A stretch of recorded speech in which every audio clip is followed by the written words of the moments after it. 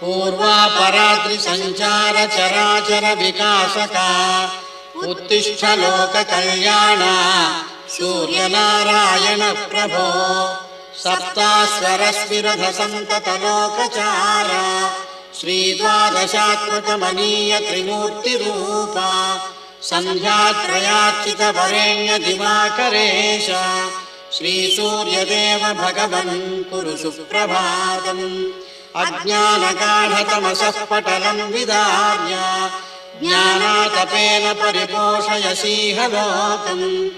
आरोग्यभाग्यमपि सम्प्रददासि भानो श्रीसूर्यदेव भगवन् कुरु सुप्रभातम् छायापते सकलमानवकर्म साक्षिन् सिंहाक्षरास्यधिपपापविनाशकारिन् पीडोपशान्तिकर पावनका